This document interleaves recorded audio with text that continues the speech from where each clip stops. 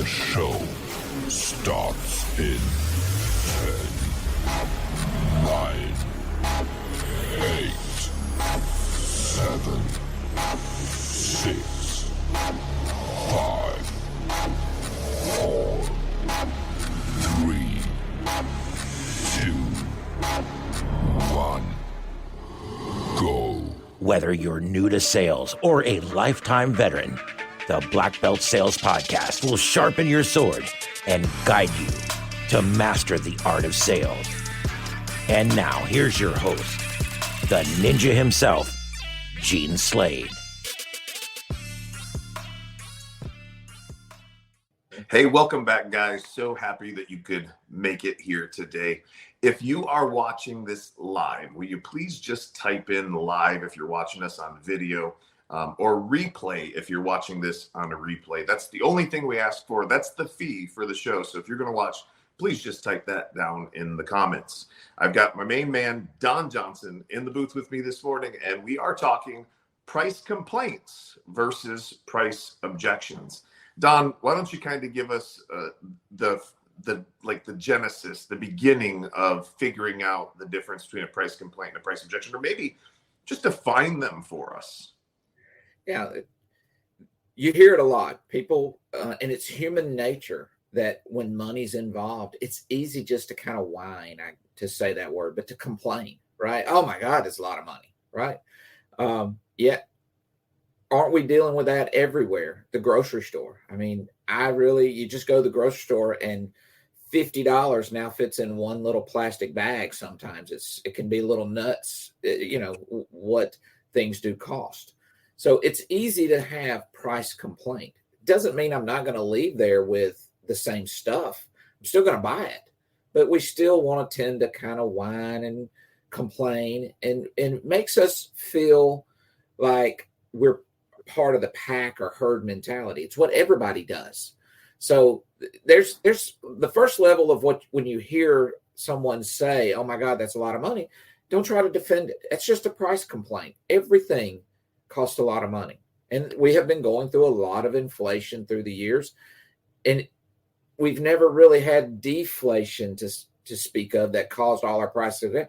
They all go up, but our government, our news wants to talk about that inflation is slowing, but doesn't mean that prices of things are going down. They're just not going up as fast anymore.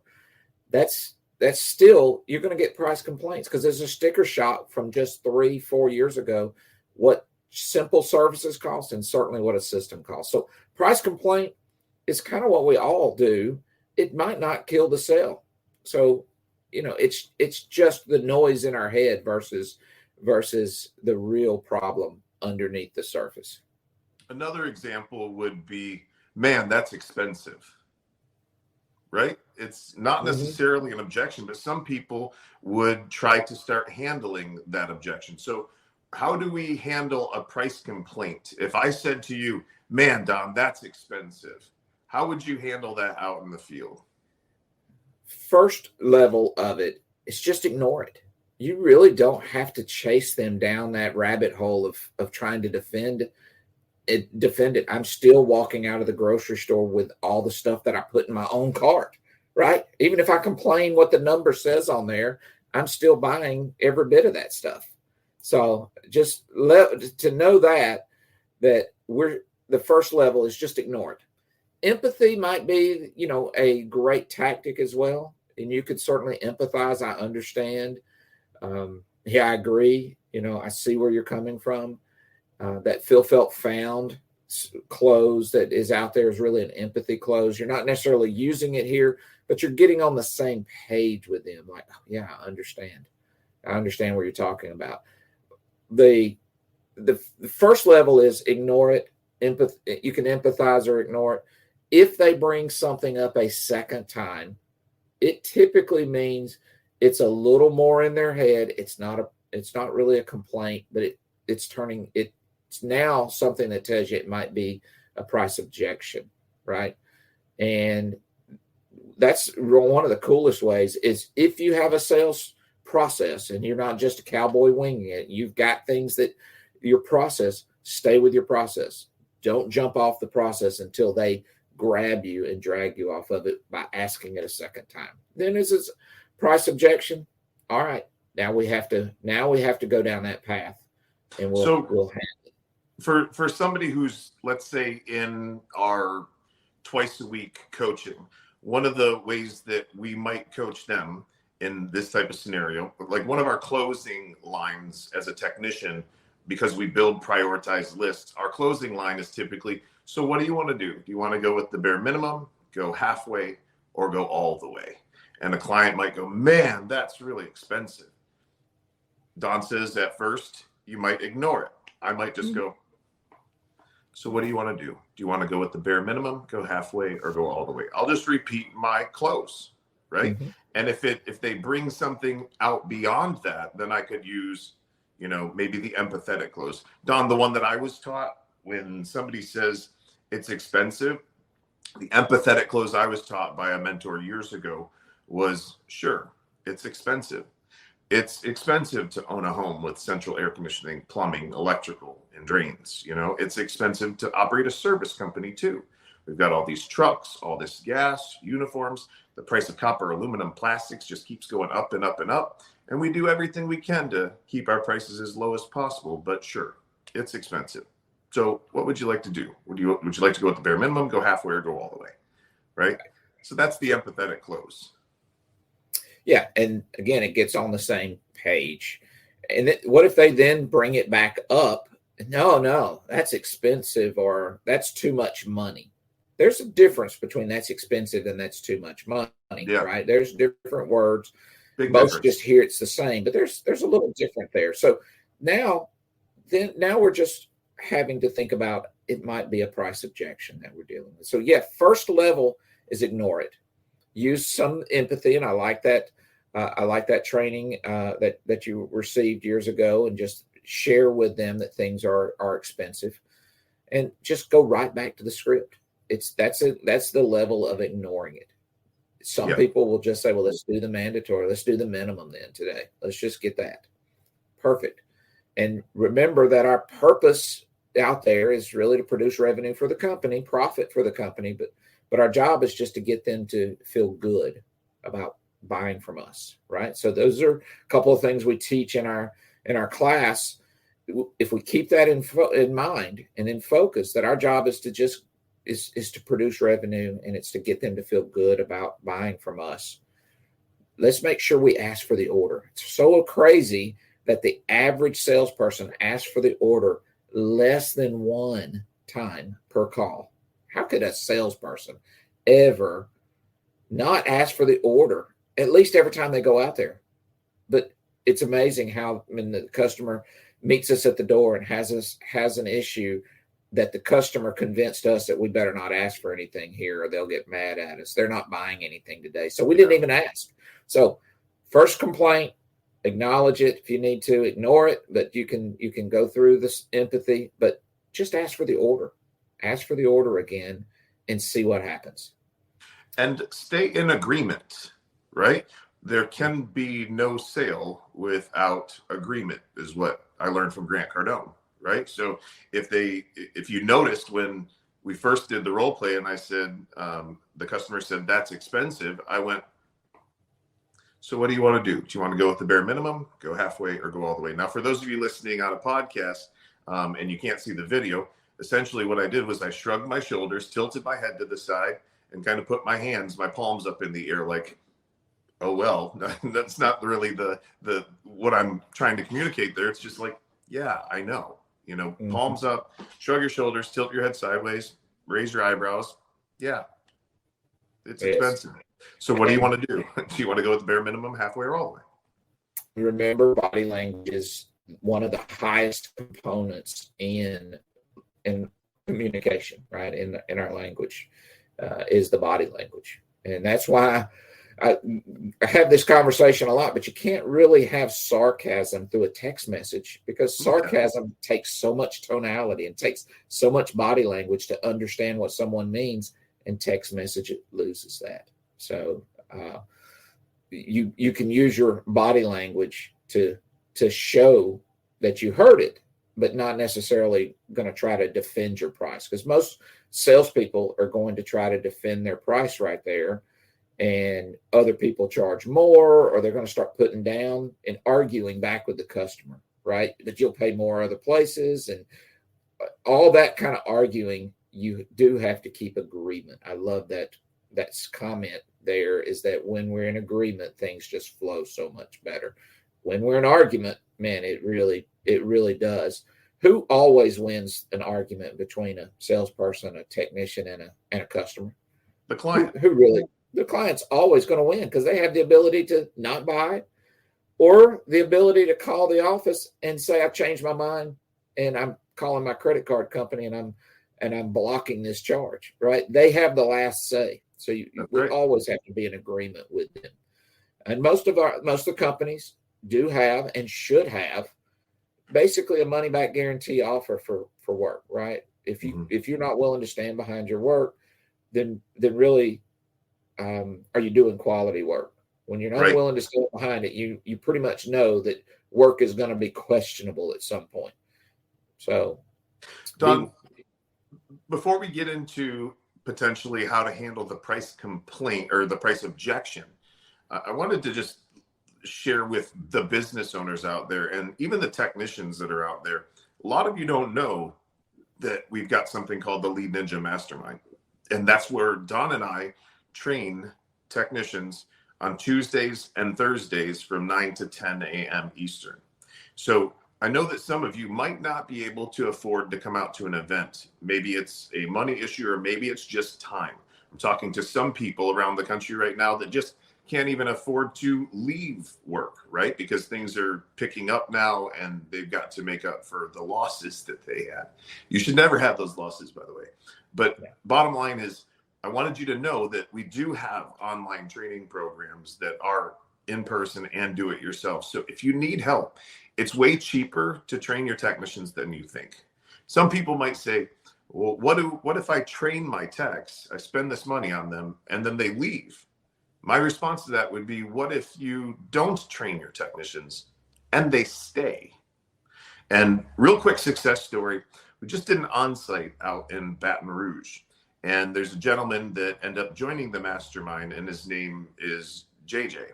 And JJ is 52 years old. He's a technician, HVAC technician. And he just messaged us yesterday. Here's the kind of results. Guys, when you've got people that are in the field for 25, 30 years, can they sometimes be difficult to change? It takes a special kind of person to connect with that person to be able to help change their mind. Well, I was fortunate enough to have enough time with JJ to be able to help him with the mindset that he had prior to meeting. He just messaged me yesterday. They did an average of all of his maintenance tickets from last year. Don, take a guess at what his average ticket was before getting into the mastermind. Most of our technicians tell us their average maintenance technician, when there's nothing broke out there, is probably $125. Sometimes they think they're knocking it out of the park at $150. What was his? $86. Okay. $86 was his average maintenance call. That's as good as a zero ticket to me. So after the training, last week, his entire week, take a guess, guys. Put it down in the comments. What do you think his average ticket was on maintenance calls? We're not talking about sales calls for equipment, maintenance calls. You ready? Drum roll. $5,735. Would that make a difference if you went from $86 average ticket to over $5,000, almost $6,000? Can you imagine the difference in cash flow that would make for your business? Can you imagine the difference in income that you would be making as a technician? We've got a lot of technicians that come through the program and pay for themselves. We've also got easy payment plans to make the right decision more affordable. So I wanted to let you know that that's available for you guys. And if you want more information on that, you can do one of two things. You can put mastermind in the comments, or you can text me. We're getting ready to get into the price objection and here in just a second, but here's my telephone number. Text me directly, 239-848-6533. I'll give it to you one more time, 239-848-6533. And by the way, if you're watching this live, will you please put live down in the comments for us right now? just put live down in the comments. I really appreciate it. And also, Don and I wanted to make sure that on this live, we at least gave you guys an opportunity for the people who are on social right now. If there's a topic that you want us to cover, if there's a challenge that you're running to on a daily basis, we want to know about it. We'd love to cover it in this program for you. Hell, we might even bring you on as a guest if you'd like to. So please just write your comments or your questions down in the comment section, and we'll put it on the docket to go over in the future. What's up, Mr. Young? What's up, Mr. Barry? Good to see you guys. Thanks for joining us. Look forward to seeing you again in the mastermind. Mr. Barry came to the most recent mansion event. He's got a company out in I want to say it's Oklahoma. Excuse the language, but he's also in our mastermind. So, Don. So price complaint. I say to you, man, that's a lot of money, and you're like, yeah, you kind of ignore it, and I'm like, no, Don, look, it's a lot of money. How are you going to handle that? Well, first, if we really listen to clients, they often will tell us how to approach something. So to have the perfect script, you have to have the perfect script and say, all I got to say is these 10 words and they roll over. It doesn't really exist yet, because you got to figure out what are they really saying. So you do want to respond with, let's get them to open up. Now, you might right angle close them or mirror them as they say. You just repeat it back to them. That would be a very good start for something like this. This is a lot of money. You could get that started. I certainly like to just say, can you say more about that? Can you say more about that? Yeah, that's my favorite go-to as well. And for years, I would say, can you tell me more about that? And I didn't. It took me a long time to get that habit changed. And you helped correct me or kind of put me on the path. Can you say more about that? That tell me is I'm only concerned with what I'm hearing. Yeah. Can you say more? I'm concerned. It's more about you than it is about me. That would be a watermelon. So it's a watermelon. If you don't know the watermelon story, then come to the training, get an on-site at your company, get to the mansion event, or get on the mastermind for us. We really love the ongoing training. It's one of the things that is most exciting thing we do is to hear those success stories like from JJ. $5,200 average ticket versus 86. And as a business owner, I've got to be like, you're producing more on Monday, the first day of the month, than you were producing the rest of the whole month in the past, right? Yeah. As a business owner, how much easier is it to run a business, grow a business? They've run out of surge protectors and air quality products twice now. It's like the 2.5, 3 weeks since we've been gone.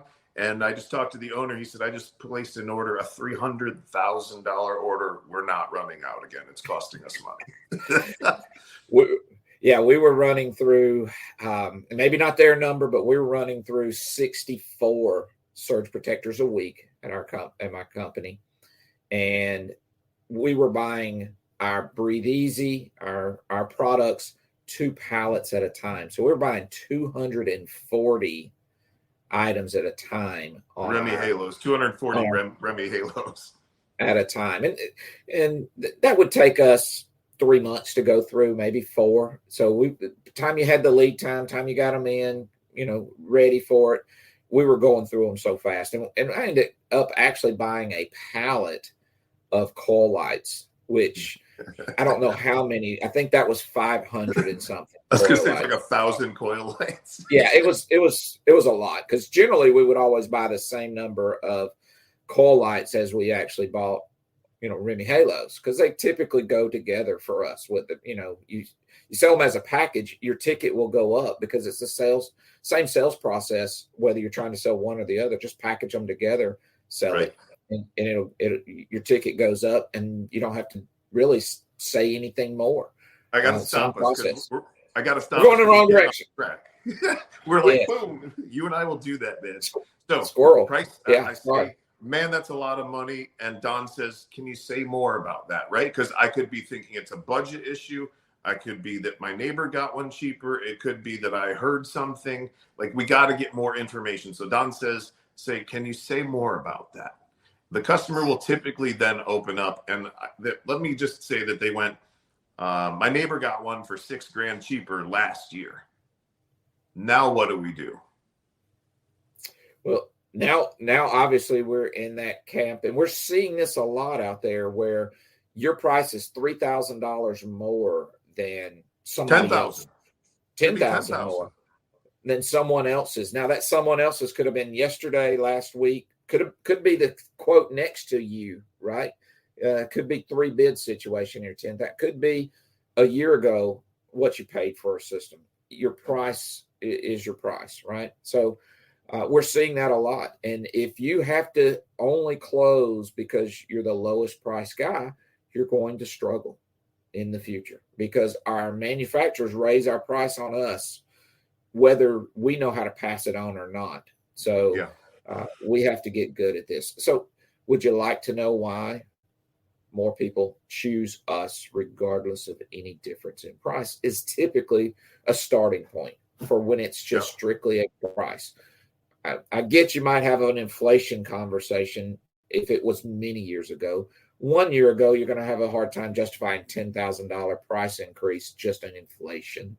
But you've got to look at, would you like to know why? And you have to have an arsenal, 10, 20, 30, 40 reasons why people should buy from you ready to go.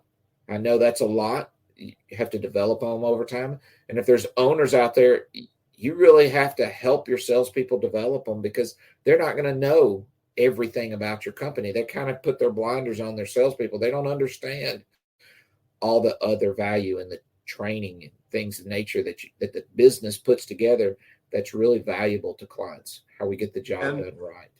And if you want to save some time, if you're an owner out there with technicians, you're a technician out there that's struggling with the price objection, if you want to save some time, we've got 30 plus of these reasons that people should do business with you inside the Lead Ninja Mastermind. It's like I always say, that and more is available for you inside the Lead Ninja Mastermind. So Don said, would you like to know why more people choose us for this type of work, even though we're more money, right? And so he's bringing in herd and pack mentality into that conversation in order to make clients feel safe, open up, and begin to trust a little bit more, right? So would you like to know why more people choose us for this type of work, even though we're more money, or regardless of any difference in price? And then he's got those reasons locked and cocked and ready to rock, and you've got to deliver them properly. There's typically a feature, there could be an advantage, and then there's a benefit, right? If you just do the feature and the benefit, it will work too, right? But you've got to have the feature is what it is. It could be 24-hour service. The benefit is why the client cares, right? Exactly. What would the benefit be of 24-hour emergency service? You never have to worry about sleeping in a hot house. You never have to pay for a hotel room. You never have to go live on the mother-in-law's couch. Or take another day off of work for the air conditioning guy to show up, or the plumber, or the electrician, or the roofer, or the garage door guy, or whoever, pest control, whatever it is that you sell out there. And there's so many guys who talk features out there, whether it's the features of why different or the features of their system or their features, variable speed, features. Those are features. Features will not sell anything. It's what that matters to the client that you have to interpret. And I like the easy phrase. If you just say a feature, 24 hours, and that matters to you because all you have to do is add that phrase. Transition. And it transitions, but it makes you have to explain it. Not, it gives you, a few seconds to slow the process and actually think things through rather than just kind of rushing through. And that matters to you because you can call us in the middle of the night. You can get service. You can get someone out to the house. Has it ever been 85 degrees in your house at 10 o'clock at night? It's hard to go to sleep. It's hard for the children to go to sleep. How are they going to do waking up in the morning and go to school the next day?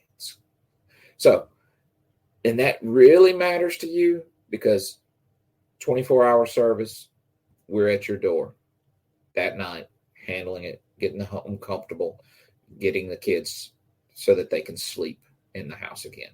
So, and that matters to you because is a really simple phrase, but it makes you explain why things happen. You've got another little phrase you like to use, which how is it that you transition through that? Well, you know, I'm over here thinking about something completely different. And is it okay if I take one liberty here and just like, guys, when I travel the country and I meet the guys that are doing 1 million, 1.2, 1.5, 2 million, what I typically find, and I'm not saying that's a bad number. It's okay. All right. It's not great. You're not setting the world on fire at 2 million. I'm sorry.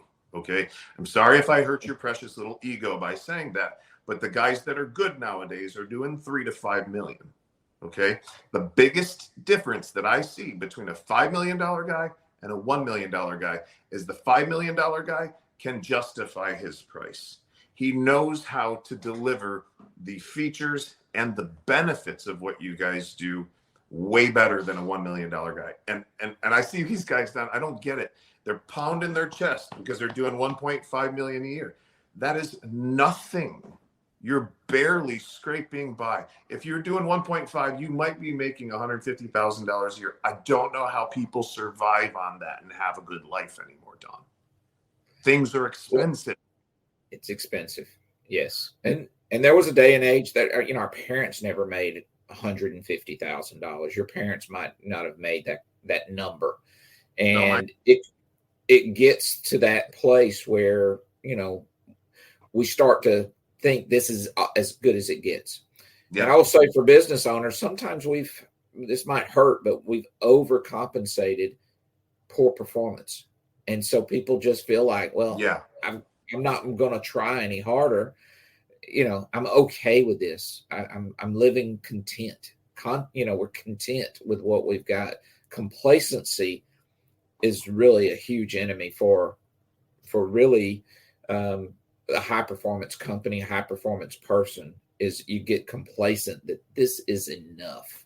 And then we go to work, your mind goes to work justifying all those items or all those reasons why we should do that.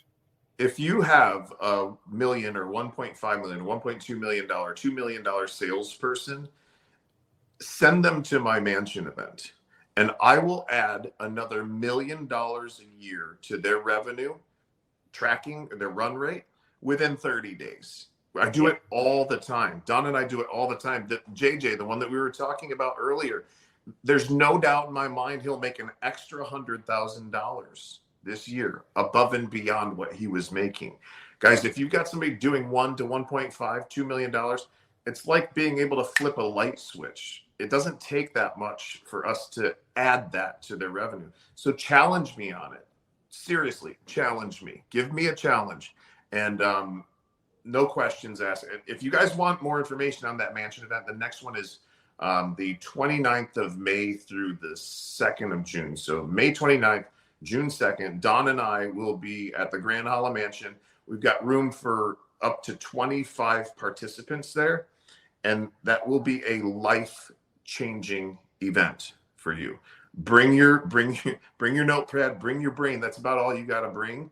And we will absolutely transform the things that you're running into out in the field. One more thing, Don. If somebody walked into this room, I heard Andy Elliott say this the other day. If somebody walked into the room that you're in and they walked through the door and they just slapped you right in the face, and then they kind of walked around for a little while longer, but you saw them coming back again, would you be ready the second time? I know I would. I'd be expecting something, right? I'd be preparing for it. But isn't that what's happening when you go out and you get the same objection over and over and over again, and you never learn how to handle it? You're out there winging it by yourself. Why do you keep getting hit in the face with the same objection? Aren't you tired of that? How much money is that costing you? Have you even added it up? Or are you does it hurt too bad to look at what you're missing out on? If you increased your closing ratio by 20 or 30 percentage points, what kind of difference would that make for you? If you increased your average tickets by only 3 or 4 or 5 times, not like 5,000 times like JJ did, right? What kind of difference would that make for you? Can you see now why I say that you're paying for this information? You're paying for this knowledge, whether you get it or not.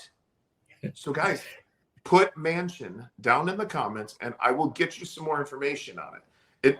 Sure, there's a cost, but there's also a cost to not doing anything. So don't be that person. Don't be the people that are just complaining.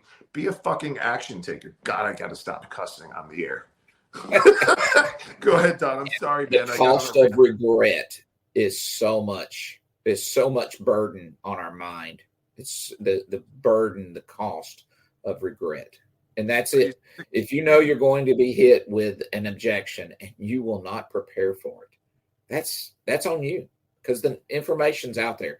There is not a lack of knowledge problem in our industry. There are a lot of guys who are like us, out teaching, training, have told their story. A lot of books that you can buy. There are a lot of things out there. It's when you won't even take the time to prepare yourself. That's on you, right? Our industry has a lack of implementation problem more than it has a lack of knowledge. So the knowledge is out there. Or it's just not important. I mean, we make time for the things that are important to us, no? Well, and if I try and I fail, I feel bad, and people might make fun of me. They might kind of giggle and laugh about you.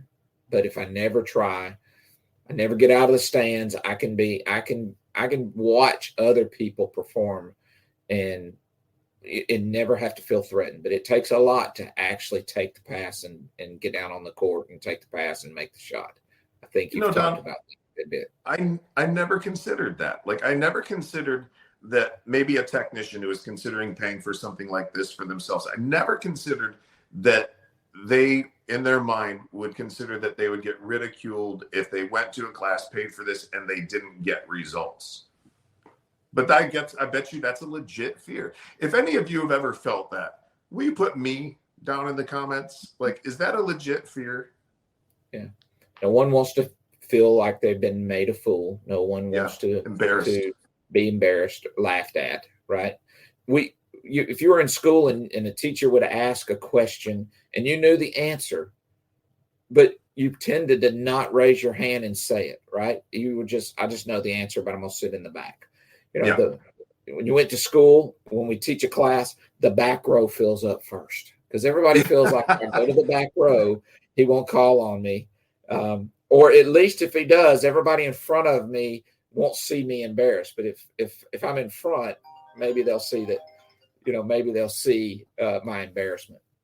That is so foreign to me, man, because I always sat up at the front of the class in school. Like, I wanted to be closest to where the information was coming from. And so it just doesn't, like, if I went anywhere, like, I pay for the front seat. You know what I mean? Like, in a plane, you want to be in the front seats, right? Like, it just doesn't make any sense to me. Makes no sense whatsoever.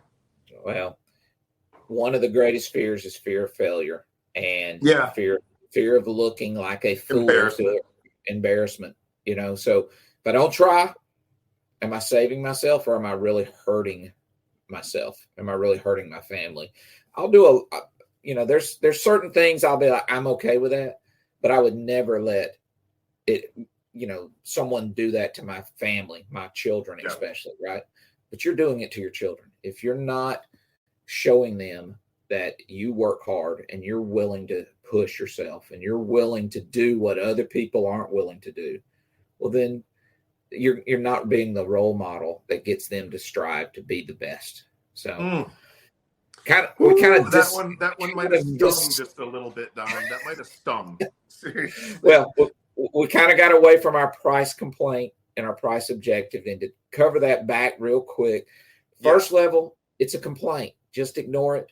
Don't make a big deal out of it. And when they ask a second time, or it comes up in a second way, in a similar question, if not identical, you can say, "Can you say more about that?" And then figure out, am I dealing with, what type of situation am I dealing with? Is it that they believe it's expensive, or do they just not have that much money?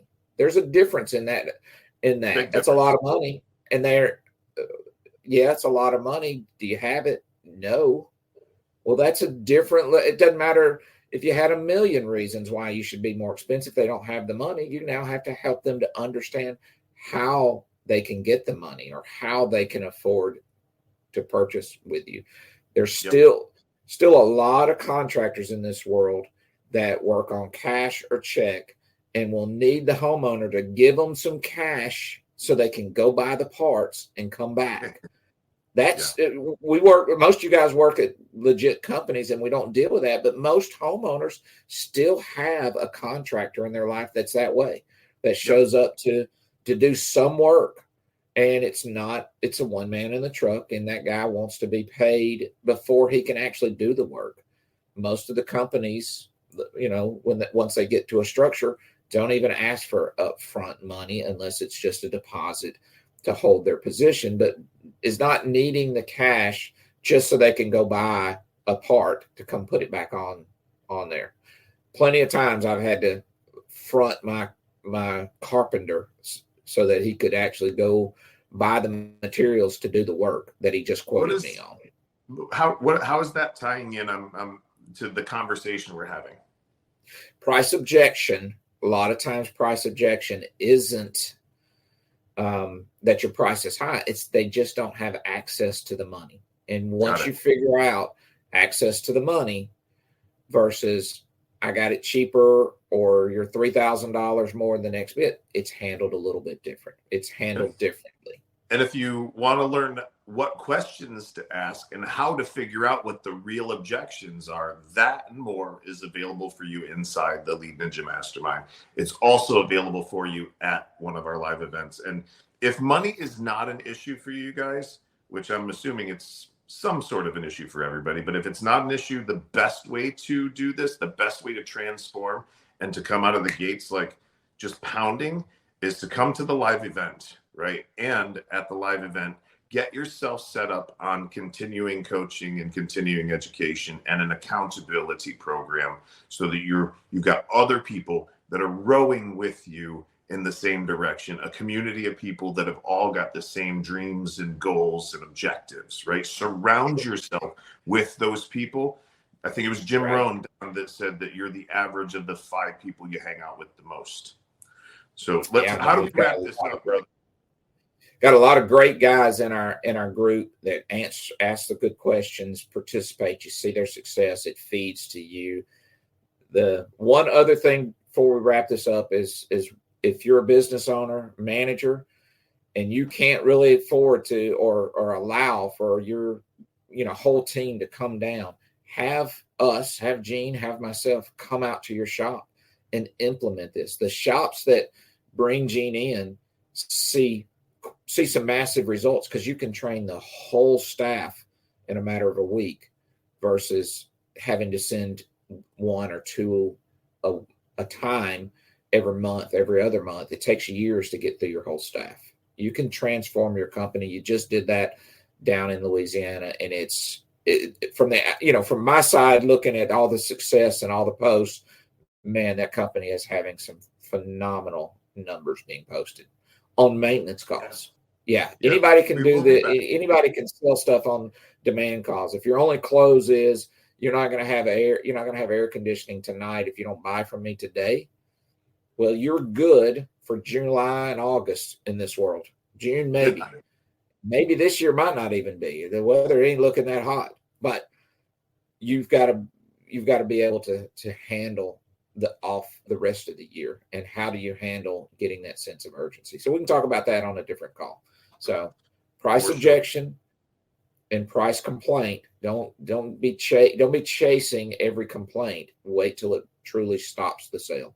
And that's really the definition of a price objection is they're not willing to move forward. And remember, if you can't afford to take your guys out of the field, either Don or myself can come to you. Don has got a little bit more time than I do available to go do that stuff.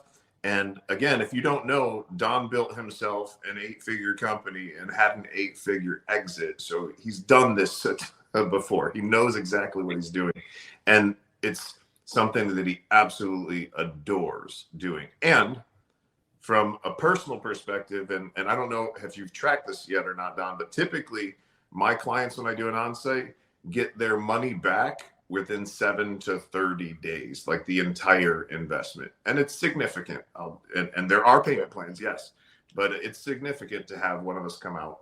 But if you want to have that conversation, you can put on-site down in the comments, and either Don or I'll reach out to you, or you can text me. You can text me at 239-848-6533. Don, any parting words before we wrap this bad boy up and I show them a quick video of the next event? Thanks for the time today. It's been great. Give me some. Boom. Boom. How about that? Thanks, Don. I appreciate it. Go ahead and roll the video about the next event, which is May 29th through June 2nd here in Florida at the Grand Halla Mansion. Just FYI, you guys are going to be lodging with us, staying with us. We'll be having after class time. We'll be eating all of your meals. Everything are included. Go ahead and roll the video, and I'll come back to you guys for like 60 seconds after that.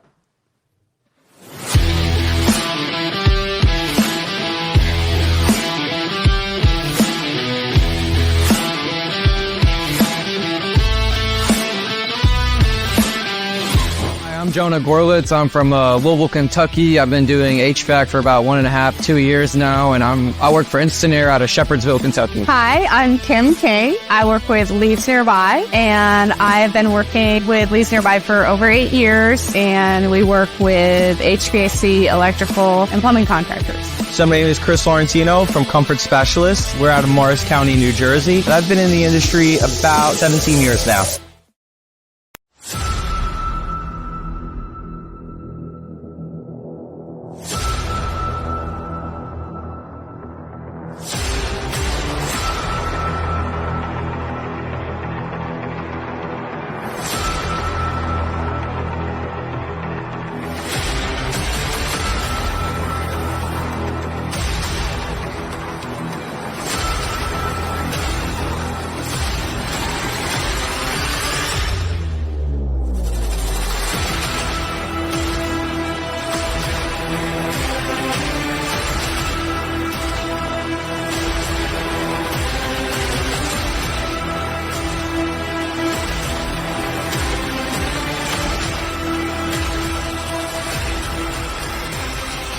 I joined the mastermind because it's not just a sales course. Actually, it's not really a sales course at all. So the reason I joined the mastermind is I've seen some people's results online that This is different from other events I've been to. I've been to various conference events for quite a few years now. has really taught me how to understand and communicate to the customer well. It's actually my second mansion trip from the community of how well some people have done, and I really wanted to be a part of that. This one is the best space. It's the most glamorous space. And it's basically one training that builds upon each other. Share in that success, and it felt that the best way to achieve that was to actually get here and get involved in the training. And frankly, in my mind, there's no better way to train than in person. Since I've been in the class since December, my income has improved, my revenue for the company has improved, my customer relations have improved, and my call volume has decreased while the profits and everything else has increased. Being here is a unique experience that you can't replicate in just a Zoom class. There's so much more that you get out of this. I mean, other events I've been to, it's a lot of information on a lot of topics, where this is very concentrated. I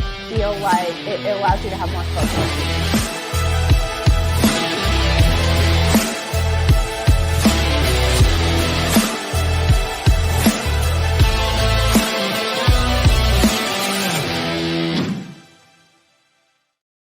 Hey guys, thanks for joining us today. Really appreciate you hanging out with us. If you want more information on the twice-a-week training that we do for technicians, just put mastermind down in the comments. If you want information on the mansion, just hit us up with a comment that says mansion, or you can text me at the number I gave you before, 239-848-6533. Really look forward to seeing you guys there. Have yourselves an amazing day. We'll talk to you next time.